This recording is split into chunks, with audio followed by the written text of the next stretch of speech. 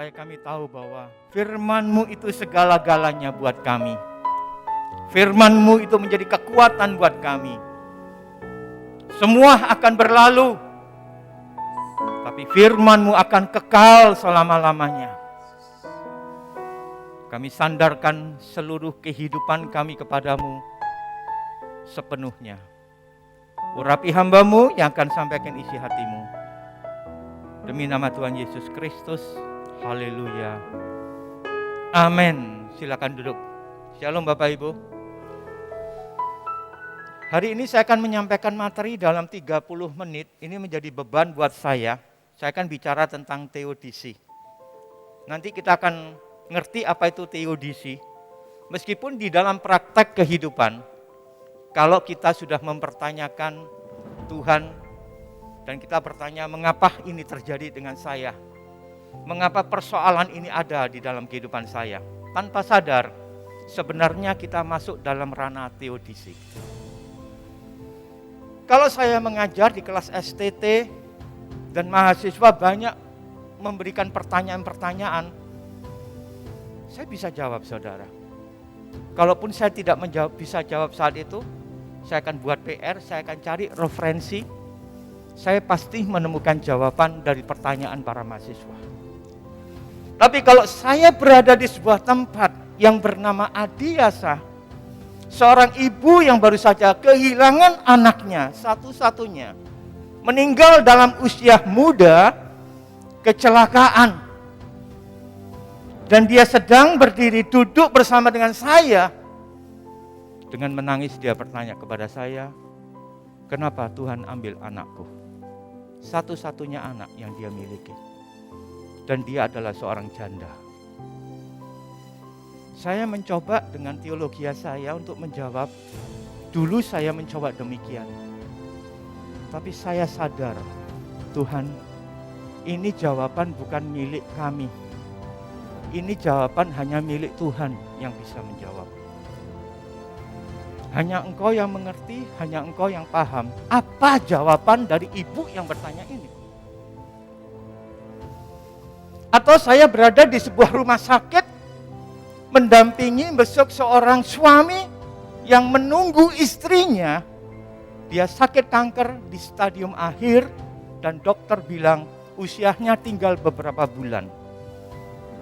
Dan si suami bertanya kepada saya, mengapa Tuhan izinkan terjadi dalam hidup saya? Padahal saya adalah orang yang setia ke gereja. Saya nggak bisa jawab, saya ini kayak jadi orang bodoh banget gitu saudara. Pertanyaannya gampang, jawabannya susah. Kalaupun kita selesai belajar tentang teodisi saudara, tidak ada satupun yang bisa menjawab secara memuaskan. Karena selalu ada yang namanya ruang misteri yang tidak ada satupun manusia bisa ungkapkan kecuali Tuhan sendiri yang bisa ungkapkan ruang misteri itu. Kelihatannya saya melihat banyak jemaat wajahnya itu sering bertanya mengapa ya ke Tuhan ya. Di tengah pandemi ini banyak orang Kristen juga bertanya kenapa. Ada orang hebat, seorang artis yang baru meninggal karena COVID. Dengan 4 anaknya yang bungsu itu katanya cacat, sedang dalam puncak kegemilangan melayani Tuhan, dipakai Tuhan, dipanggil Tuhan karena COVID. Istrinya gak sempat untuk bertemu di terakhir kalinya, karena dalam perjalanan itu ketika dipanggil suaminya gawat, sudah dipanggil Tuhan duluan saudara. Dan dia bertanya, kenapa sih Tuhan tidak tahan sebentar saja, wong aku ini loh pengen ngomong sedilut ae. Inilah ranah teodisi saudara. Mempertanyakan bagaimana Allah yang penuh kasih, maha baik, maha kuasa, di tengah-tengah manusia, di dalam penderitaannya, kesulitannya, kesusahannya. Dan ini dipakai oleh orang ateis untuk menyerang orang Kristen. Dan dia berkata begini, kalau Allah ada, tidak akan ada kejahatan di muka bumi ini. Kelihatannya masuk akal, saudara. Tapi sebagai orang percaya kita tahu selalu ada Tuhan yang bekerja yang tidak kita lihat. Mari saya tunjukkan pada saudara, ini adalah seorang bernama Charles Templeton. Mungkin di antara kita nggak banyak yang tahu ya. Tapi kalau saya sebut nama Billy Graham, pasti banyak yang tahu. Seorang penginjil Amerika yang dipakai Tuhan luar biasa memenangkan banyak jiwa.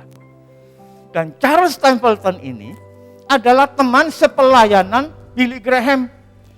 Tahun 1945 dia bergabung dengan Billy Graham. Dia menyampaikan firman Tuhan di hadapan banyak orang. Khotbahnya luar biasa, memberkati banyak orang, mempertobatkan banyak orang. Bahkan banyak orang memprediksi dia akan lebih hebat dari Billy Graham. Tapi apa yang terjadi, saudara? Tahun 1957, ketika dia masuk di sebuah sekolah teologi liberal. Nah ini bahayanya kalau memilih sekolah yang keliru. Tokoh-tokohnya, dosen-dosennya banyak yang mengandalkan logika daripada Alkitab. Dia terpengaruh, saudara. Dan puncaknya, dia melihat sebuah cover majalah Life. Mungkin seperti ini, tidak sama persis. Tapi dia melihat seorang ibu Afrika di dalam masa kekeringan. Memang di Afrika banyak dilanda kekeringan. Sedang menggendong anaknya yang sudah mati karena kelaparan. Sambil menengadah ke atas langit. Dalam hati Charles Templeton dia bilang, Tuhan macam apakah yang ada di atas sana? Yang tega sekali membiarkan seorang bayi mati kehausan. Padahal dengan mudahnya Tuhan yang Maha Kuasa itu dapat menurunkan hujan. Ini sangat menggoncangkan hati seorang penginjil yang dipakai oleh Tuhan, saudara. Dia mempertanyakan keadilan Tuhan. Dia mempertanyakan penderitaan yang terjadi di muka bumi ini. Sampai akhirnya dia buat keputusan menjadi seorang ateis dan mengundurkan diri menjadi pengikut Kristus, saudara. Dia menuliskan sebuah buku tahun 1999, Farewell to God, Selamat Tinggal Allah. Bukunya masih dijual di Amazon, saudara. Dia menjelaskan alasannya kenapa dia tidak menjadi Kristen lagi dan dia meninggalkan Allah, saudara, dan menjadi ateis sampai akhir hidupnya. Saya baca kisah ini sedih banget, saudara. Pertanyaan yang sebenarnya sama dengan yang kita tanyakan, bukan? Jujur, jangan sok alim, jangan sok bersembunyi di balik kekristenan kita, saudara. Ada begitu banyak orang yang terguncang dan bertanya, kenapa Tuhan ini menimpa saya? Saya rajin ke gereja, saya orang benar. Kenapa persoalan ini datang? Kenapa sepertinya engkau diam saja? Kenapa mujizat tidak pernah terjadi? Bukalah topengmu, engkau berhak bertanya kepada Tuhan. Tapi Tuhan belum tentu jawab sekarang. Tuhan selalu menyisakan yang namanya ruang misteri untuk kita, saudara.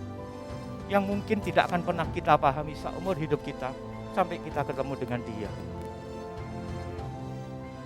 Sebenarnya apa sih teodisi ini? Dari kata Yunani theos yaitu Allah dan dike artinya keadilan. Jadi maksudnya begini teodisi ini. Yaitu upaya untuk menyelesaikan masalah kejahatan dengan menyelaraskan keberadaan Tuhan yang Maha Pengampun, Maha Kuasa, Maha Tahu dengan keberadaan kejahatan atau penderitaan di dunia. Jadi teodisi ini adalah sebuah cara untuk menjawab. Kenapa kok sepertinya Tuhan itu diam saja? Di tengah kejahatannya sedang terjadi. Kalau orang jahat dia terbunuh atau menderita, kita bilang wajar, malah mensyukuri ya, syukur. Tapi kalau ada orang Kristen, pendeta, orang hebat dipakai Tuhan, tiba-tiba sakit, kecelakaan, masalah, persoalan datang bertubi-tubi, Muncullah pertanyaan teodisi ini. Kenapa ya Tuhan? Why?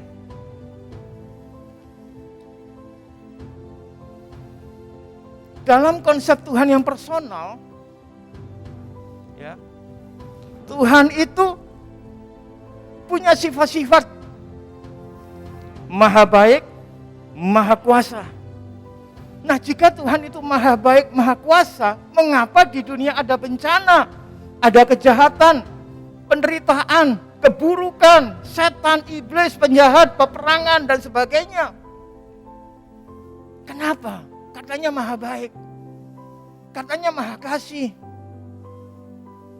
Ini problem ini sudah pernah dibuat awalnya di-trigger oleh seorang bernama Epicurus, saudara. Bukan karena orangnya kurus ya. Jadi dia buat semacam notes highlight daripada yang namanya trilema. Jadi dia bilang begini, jika Tuhan tidak mampu mencegah kejahatan, dia tidak maha kuasa. Jika Tuhan tidak mau mencegah kejahatan, dia tidak maha baik. Jika Tuhan mau dan mampu mencegah kejahatan, lalu mengapa ada kejahatan? Jadi ini trilema yang sudah diungkapkan oleh seorang filsuf yang bernama Epicurus, lalu dipertajam lagi oleh David Hume di abad 18, menjadi pertanyaan yang sampai sekarang masih bergulir dan dipertanyakan banyak orang. Kalau Allah itu maha baik, maha kuasa, kenapa ada kejahatan? Sebenarnya dia baik atau enggak sih? Sebenarnya Tuhan itu mampu atau enggak? Ini pertanyaan-pertanyaan yang banyak diajukan oleh ketika orang itu berada dalam penderitaan mereka. Coba kita kembali ke Eden ya, back to Eden. Selama ini kan orang selalu berpikir bahwa Tuhan bertanggung jawab ketika Adam dan Hawa makan buah, betul ya? Saya dapat pertanyaan banyak, saudara. Bahkan anak saya pernah tanya, Tuhan itu kan tahu kalau Adam Hawa itu akan makan buah. Kenapa sih kok nggak dicegah? Ini formula yang sama yang dipertanyakan banyak orang. Kalau suamiku akan kecelakaan, mati, Tuhan kan bisa cegah. Kenapa nggak mencegah? Kalau anakku akan kecelakaan, mati, Tuhan kan tahu. Kenapa kok nggak mencegah? Sama seperti ketika kita kembali ke Eden. Kalau Tuhan itu bisa, kenapa nggak mencegah mereka makan buah sehingga mereka berdosa kepada Tuhan? Saya kasih penjelasan, saudara. Pada saat Allah buat keputusan menciptakan Adam dan Hawa dengan kehendak bebas, itu adalah keputusan dan ciptaan yang terbaik. Setuju? Daripada ciptakan manusia dengan seperti robot. Allah pegang remote control, disuruh tunduk, pencet tombol tunduk, disuruh nyembah, pencet tombol nyembah. Saya tanya pada ibu-ibu di sini, suka nggak suami robot? Ya, suruh selama ini kan mungkin suka diomelin suami, ada tombol diem. Wah, suaminya diem, saudara, kayak patung. Nanti ada tombol ngomong, pencet ngomong, suaminya ngomong, saudara. Tapi dipencet tidak bergerak, baterainya habis. Mau ibu-ibu? Nggak mau bukan? Karena apa? Pengen suami yang punya kemauan, mencintai, mengasihi dengan kerelaan, dengan ketulusan. Bukankah Allah juga berhak yang sama untuk menerima ketulusan, penyembahan, pemberian yang terbaik dari ciptaannya dengan kehendak bebas? Tetapi di dalam kehendak bebas ada yang namanya kemungkinan mereka akan makan buah. Karena pilihan ada pada manusia itu. Selama Tuhan memberikan kemungkinan, possibility, itu adil. Tapi kalau Tuhan memberikan potensi, itu tidak adil. Maksudnya begini. Saya kasih contoh. Kalau ada anak-anak bermain, beberapa anak bermain di ruangan tamu, lalu kita kasih pisau di sana, lalu anak-anak akan pegang pisau dan salah satu terjadi kena pisau dan terluka. Salah enggak kalau orang tua itu taruh pisau di situ? Salah dong. Karena sifatnya anak-anak itu sembrono, nggak bisa membedakan mana yang berbahaya, mana yang enggak. Jadi kalau taruh pisau di tengah anak-anak, pasti salah yang naruh. Karena sudah ada natur sembrono. Tapi Tuhan ciptakan Adam Hawa tanpa ada potensi kecenderungan mereka untuk berbuat dosa. Karena mereka belum punya natur dosa.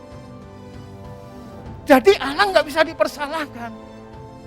Mana ada kasus pembunuhan di muka bumi ini, orang ditusuk pisau, yang tusuk ditangkap polisi, pembuat pisaunya apa ada yang ditangkap? Nggak ada. Kalau ditangkap, polisinya gendeng, saudara.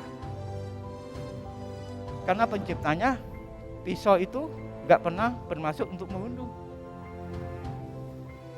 Ketika Allah menciptakan Adam Hawa, mereka punya yang namanya kemungkinan untuk berbuat salah, iya, karena milih buah itu dan memakannya.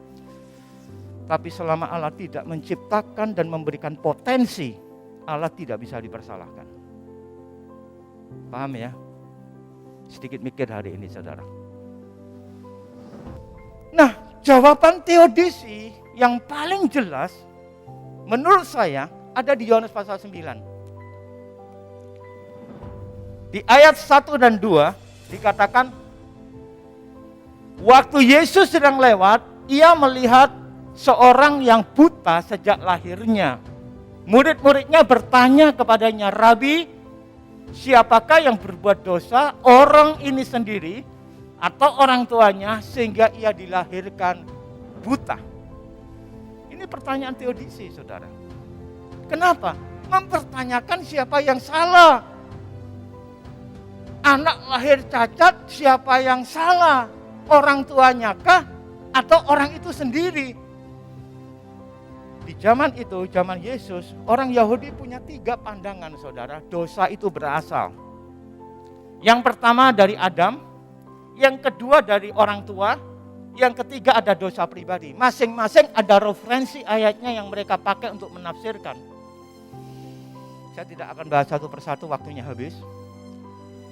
Tetapi nomor 2 dan nomor 3 itu pandangan yang paling umum yang diterima oleh orang Yahudi. Kalau enggak oleh orang tuanya, dosa orang tua, dosa turun-temurun, atau karena perbuatan orang itu. Tapi apa yang terjadi, saudara? Ketika Tuhan ditanyai dengan pertanyaan untuk jawab A atau B, ia enggak jawab, saudara. Ia enggak jawab. Di ayat 3, di Yohanes pasal 9 ayat 3 dikatakan, jawab Yesus, bukan dia dan bukan juga orang tuanya, tetapi karena pekerjaan-pekerjaan Allah harus dinyatakan di dalam dia. Pertanyaan mengapa dari murid-muridnya tidak dijawab oleh Tuhan. Inilah yang saya katakan, tidak semua pertanyaan akan Tuhan jawab dalam hidup kita. Kapan? I don't know. Saya nggak tahu. Makanya kalau saya ketemu dengan seorang ibu yang mempertanyakan keadilan Tuhan dan kasih Tuhan di tengah penderitaannya, saya diem, saya pegang tangannya kalau dia pria, saya ajak berdoa, dan saya akan bertanya bersama-sama dengan dia, Tuhan, mengapa ini terjadi? Dan saya akan menangis bersama-sama dengan dia. Di hadapan Tuhan, kami bertanya, mengapa? Saya masuk di dalam penderitaannya. Sampai saya melihat, ternyata Tuhan sendiri masuk di dalam penderitaan kita, orang tersebut.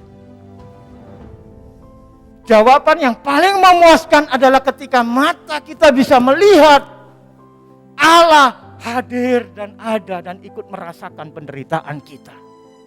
Bukankah Yesus juga adalah Tuhan yang ikut merasakan penderitaan kita? Hanya mata kita belum terbuka, makanya kita nggak melihatnya.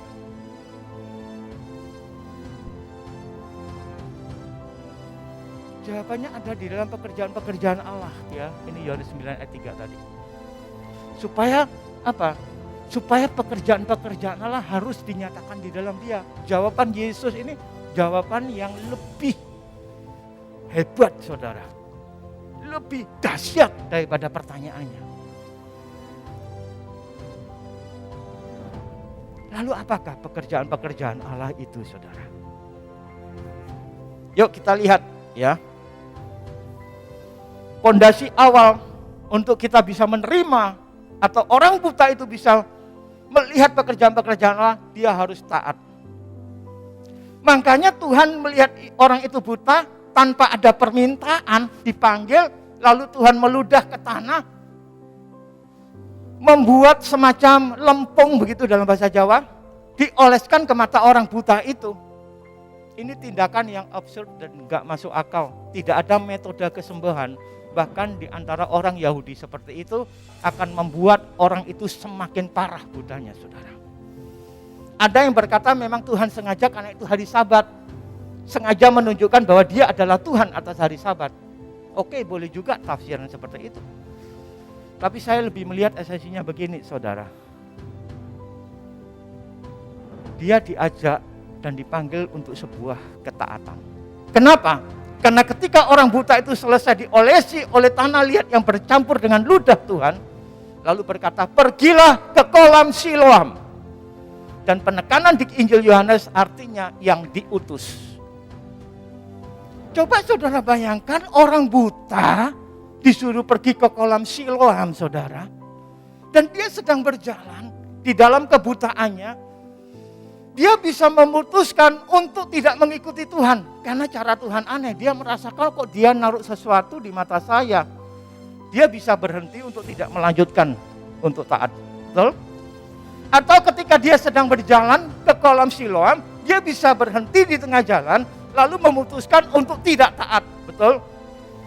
Mungkin logikanya bermain. Kayaknya nggak masuk akal ini. Masa aku cuma disuruh ke kolam Siloam? Untuk apa? Kalau logika sudah berjalan, akhirnya dia berhenti dan tidak melanjutkan perjalanan ke kolam Siloam. Tapi anehnya, orang ini terus melangkah ke kolam Siloam. Dia membasuh mukanya seperti perintah Tuhan. Dan dia dapat melihat. Pondasi supaya Allah menyatakan pekerjaan-pekerjaan di dalam dia, yaitu dia hidup dalam ketaatan dan dia memperoleh kesembuhannya. Makanya alasan pertama adalah apa? Untuk menyatakan tanda kemesiasan Kristus. Orang ini dipakai untuk menyatakan siapakah Yesus. Kalau saudara baca kitab Injil Yohanes, para teolog biasanya mengklasifikasi ada 7 tanda. Hanya Yohanes yang menggunakan atau mengganti kata mujizat dengan tanda. Matius, Markus, Lukas mendefinisikan perbuatan ajaib yang Yesus lakukan dengan kata mujizat. Tapi Yohanes lebih menekankan bahwa apa yang dilakukan oleh Yesus mujizat itu sebagai tanda. 7 tanda sebelum kebangkitannya itu yang dilakukan oleh Tuhan, termasuk menyembuhkan orang yang buta ini, saudara. Keunikannya apa waktu orang ini dipakai Tuhan untuk disembuhkan? Di dalam sejarah nabi-nabi perjanjian lama tidak pernah ada terjadi orang buta disembuhkan. Keunikan orang buta disembuhkan adalah tanda Mesias. Saya nggak perlu baca dan bahas, tapi Bapak Ibu bisa foto, bisa baca di situ ayat-ayat yang saya tulis di PowerPoint saya. Orang Yahudi tahu kalau ada seorang nabi yang bisa memelekkan orang buta, itu Mesias. Coba saudara hitung mujizat-mujizat yang dilakukan oleh Musa, Yeskel, Yeremia, enggak ada satupun yang memelekkan orang buta kecuali siapa? Yesus. Makanya saudara, di Yohanes pasal 9:32-33, orang buta ini berkata begini, dari dahulu sampai sekarang tidak pernah terdengar bahwa ada orang yang memelekkan mata orang yang lahir buta. Jikalau orang itu tidak datang dari Allah, ia tidak dapat berbuat apa-apa. Orang ini dipakai oleh Tuhan untuk menunjukkan siapakah Yesus itu, dan dia adalah Mesias yang memelekkan orang yang buta. Lalu yang kedua, saudara, dia adalah alat bagi Allah. Dan itu merupakan tindakan simbolis bahwa Yesus adalah terang dunia. Kenapa tindakan simbolis? Karena ketika orang itu buta, di dalam keadaannya yang buta dan diperparah dengan lempung yang dioleskan di matanya, dalam keadaan tidak berdaya, meraba-raba, terus mencari kolam Siloam, itu menunjukkan karena saat itu kelompok ahli agama menentang Yesus. Dan Yesus sudah bilang di pasal 8 bahwa dia adalah terang dunia. Diulangi di pasal 9 sebelum dia memerintahkan orang buta itu, Yesus berkata, akulah terang dunia. Lalu Tuhan memakai peraga orang buta ini. Bukan sekedar terang dunia, bukan masalah mata yang buta secara fisik, tapi ada masalah yang lebih esensi, yaitu kebutaan secara rohani. Inilah yang dialami oleh orang Israel, terutama orang-orang ahli agama. Tuhan peragakan orang buta ini yang buta ke Siloam ketika ia sampai ke kolam yang namanya yang diutus. Bukannya kebetulan kenapa harus ke Siloam, artinya yang diutus. Karena semuanya merupakan peristiwa simbolik yang menegaskan bahwa Yesus diutus oleh Bapa untuk memberitakan tentang firman yang benar bahwa dia adalah Mesias. Orang yang buta ketika menerima air dari kolam itu, dia tercelik matanya, dia terbuka matanya, dia menjadi sembuh. Lalu apa puncak daripada ini semua, saudara? Puncaknya adalah di ayat 38. Yohanes 9 ayat 38. Katanya, aku percaya Tuhan. Lalu ia sujud menyembahnya. Orang buta ini bukan sekedar menerima kesembuhan secara fisik, tapi terlebih ia mengalami kesembuhan secara buta rohani yang sebelumnya tidak mengenal siapakah Yesus. Tapi setelah dia mengalami pencelikan rohani matanya, dia melihat dia adalah Mesias, makanya dia sujud menyembah kepada Tuhan. Keselamatan di dalam Yesus yang paling utama itu kita ini loh, enggak dapat murka Allah. Kita diadopsi dari orang dunia yang patut menerima murka Allah, tapi diambil, diangkat jadi anaknya. Mata kita terbuka melihat bahwa Yesus adalah Sang Juru Selamat kita. Ini yang paling utama, saudara. Jadi kalau sekarang ini kita hadir di tempat ini, kita masih bertahan di dalam iman dan pergumulan yang sedang kita hadapi, kita masih menyembah kepada Kristus Yesus, itu adalah anugerah buat kita semua. Amin.